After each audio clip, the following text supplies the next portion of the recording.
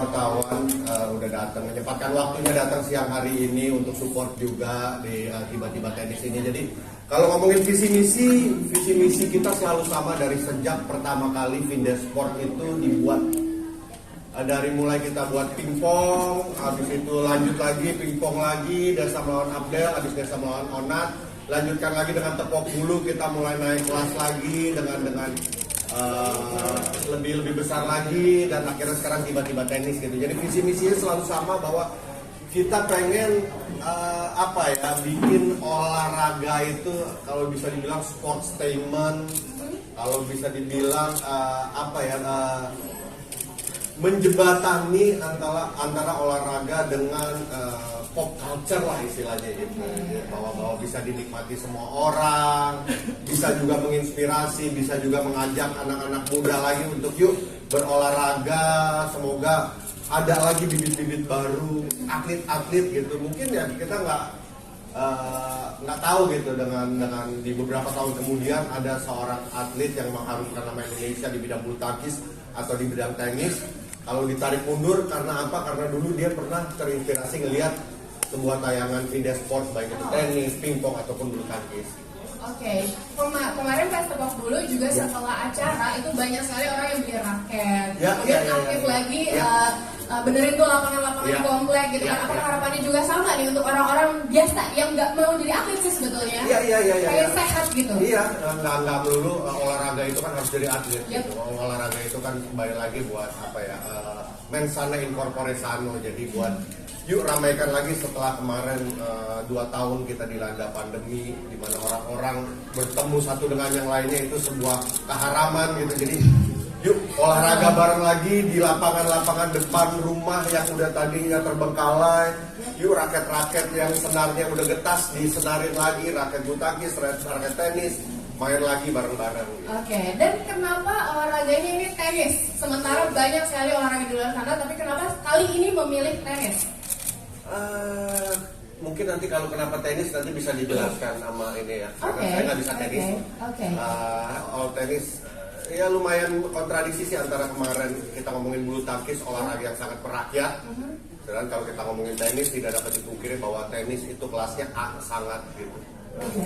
Olahraga kelas atas, olahraga mahal, olahraga yang dimana ketika event-event besarnya itu harus dengan manner, nontonnya pun harus dengan manner gitu. Nanti silent katanya. Harus silent, makanya itu yang kita pengen coba. Nanti akan ada mungkin adjustment karena kita tadi untuk menggabungkan dengan pop culture yang kita lakukan. Oke, kalau kita ngomongin soal Vindes Sport, apakah kedepannya dari proyeksi bisnis dari kacamata Kak Vincent gitu ya, apakah ini memang menjanjikan terus nanti akan ada perluasan lagi ke depannya, atau murni hanya mau berkarya aja? Kan banyak yang mau tanya itu. Kalau saya sih ditanya ke saya pribadi, pure hanya untuk bersenang-senang ya. Oke. Karena saya sama Desta pun membuat bisnis sampai sekarang, bisnisnya masih tetap hanya untuk bersenang-senang. Masalah bisnis itu ada orang lagi yang ngurusin lainnya, dan kami bukan tidak peduli, tapi itu bukan main objektif dari kita gitu. Kita tetap pengen bersenang-senang, sama Saker juga menginspirasi banyak orang, bisa bermanfaat buat orang banyak. Itu aja udah. Oke, nice. Kebetulan yang akan bertanding nanti kan bukan cuma Desta dan Raffi aja, tapi ada ganda campuran yang akan menjadi partai pembuka. Betul. Yaitu Dion Enzi dan Gading Wulan. Tanggapannya dong, Kak Vincent? Ini juga sebuah treatment baru. Dibilang baru juga enggak. Kita ketika waktu di Tepok Bulu itu ada ganda putri. Yes. Ganda putri yang dimana pada saat itu bisa dibilang itu adalah tadinya kita pengen pertandingan pembuka, tapi menjadi partai utama sebenarnya kemarin ketika Raisa sama Anya lawan Desti sama Erika gitu. Itu kita pengen adakan lagi gitu di tiba-tiba tenis ini. Orang-orangnya kenapa mereka nanti mungkin dari Desa juga akan ngejelasin, tapi yang pasti mereka sport antusias semua, mereka juga suka tenis semua dan aktif banget sekarang ya, aktif-aktifnya. Bahkan dari mereka kita tahu bahwa ternyata sebuah fakta untuk saat ini kondisinya di Jakarta, ketika kalian ingin menyewa sebuah lapangan tenis tidak akan mungkin dapat misalkan untuk minggu ini aja, ini hari Selasa, kita untuk minggu ini kita pengen nyari lapangan tenis. Udah full dengan sangat susah. Andai kata ada pun itu udah di booking sama orang dan ternyata sebegitu antusiasnya orang untuk bermain tenis gitu ya, dan gue baru tahu gitu. Wah ternyata tenis penggemarnya banyak juga ya. Ternyata ya, teman-teman juga mungkin baru aware gitu kan, karena lihat di sosmed juga beberapa influencer, artis lagi aktif-aktifnya gitu. Wow, lagi booming banget. Dan sebelum kita panggil Desa dan Raffi, kita mau lihat beberapa video. Yang pertama ada video persiapan dari luar, boleh terserah. Makasih. Selamat datang Mas Raffi dan Mas Desa. Silakan duduk. Boleh silakan menyapa teman-teman media yang sudah hadir di sini. Putih mau manasik haji ya, manasik haji. Putih-putih gitu. Manasik Korea. Iya, gitu ya. NCT. Nanti mungkin bisa dijelasin ya kenapa kalian pakai baju putih-putih ya. Tapi sebelumnya Mas Raffi di sini kan sebetulnya memenuhi undangan juga untuk bertanding gitu kan. Dan kenapa mau diadu sama Desa? Awal mulanya nih. Ya, assalamualaikum warahmatullahi wabarakatuh. Ya terima kasih untuk Vincent dan Desta dan Vindes, Santa dan semuanya, karena apa ya? Ini kan merupakan satu kolaborasi yang kolaboratif. Kita tahu juga Vincent Desta juga kalau bikin sesuatu selalu serius, dan juga gue juga terima kasih juga udah diundang, meskipun nanti kalau seandainya apabila daripada pemenang mau maaf ya, jadi kita coba aja kita awalnya gitu. Ya, tapi ini kan senang lah kita kalau misalnya sesama media creator, konten creator kita bisa berkolaborasi ya.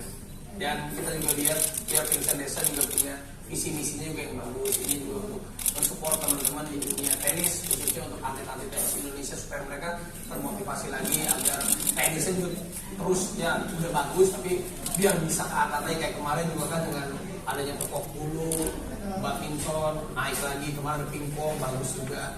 Ya senang lah kita bisa menjadi bagian dari hajatnya Vindes Sport ini. Gue sendiri di sini juga mudah-mudahan bisa, bukan mudah-mudahan, pastinya gue juga memang ingin menampilkan yang terbaik. Kalau masalah menang kalah itu ya kita lihat nanti lah. Tapi kan seenggaknya totalitas gue juga untuk latihan dan lain-lainnya, gue nggak pengen juga malu, maksudnya diundang sama teman yang akan serius, dipercaya juga ada sponsor-sponsor bagus, gue mainnya juga nggak total. Dan bisa juga gue tunjukin bahwa 3 bulan belakangan ini gue latihan serius. Karena maksudnya gue nunjukin totalitas itu karena gue menghargai diundang mereka. Jadi di bulan pertama gue latihan seminggu 4 kali, di bulan kedua sampai di 1 bulan terakhir itu hampir setiap hari. Karena pengen gue seenggaknya mainnya juga kelihatan bahwa kayak contoh misalnya kalau atlet diundang ke acara kita, sebenarnya kan kalau atletnya ya diem aja kan juga kurang seru. Tapi kan kalau dia mau melebur sama kita kan sama halnya dengan kita. Mungkin saya sama Desa di sini mencoba untuk kita juga melebur untuk bisa bermain tenis dengan baik dan benar gitu, sehingga menjadi tontonan yang menarik juga. Oke, sekalian dong boleh meminta tanggapannya Mas Raffi tentang IP Vindes Sport yang dimiliki oleh Vindes. Seperti apa sih tanggapannya tentang Vindes Sport? Bagus, saya selamat juga buat Vindes. Ya Vindes itu juga talk show-nya bagus, sportnya juga bagus. Tapi bukan berarti Rans gak bisa bikin ini sendiri. Tapi ya seenggaknya itu motivasi juga buat Rans, buat yang lain, menunjukin kalau sesuatu hal dibikin serius itu pasti bisa. Nah, gue support kok, gue juga respect sama mereka kalau mereka bikin sesuatu itu bagus. Tapi bukan berarti gue gak bisa bagus.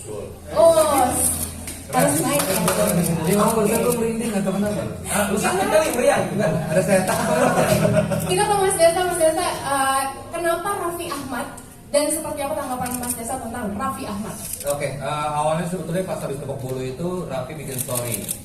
Mau nantangin gua bulu tangkis sebetulnya awalnya, cuma karena gua bidang gua bukan bulu tangkis. Dan Raffi pun juga sebetulnya pernah main tenis dulu waktu kecil kan. Jadi wah, kenapa nggak tenis aja, dan kayaknya gua rasa dia cocok nih.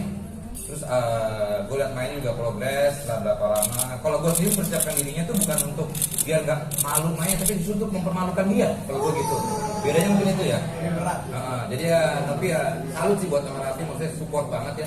Dia pas gue ajakin, ayo, langsung semangat. Dan ya terlepas dari segala macam hal-hal yang lain, dia memang benar supportnya tuh tulus. Ini orang jujur ya, ini gue bilang dia ini orang baik. Jadi walaupun dia tengil, banyak kasus, tapi dia tuh orangnya baik. banyak kasusnya di Bolt ya? Ya bukan ya kan dulu sekarang dia sudah berubah, Oh dia iya, baik setuju. dan makin baik dan memang suportif banget lah buat ini. Jadi gue rasa ini akan jadi pertandingan yang seru karena gue sendiri lihat dia, wah progresnya lumayan nih dan bagus gitu.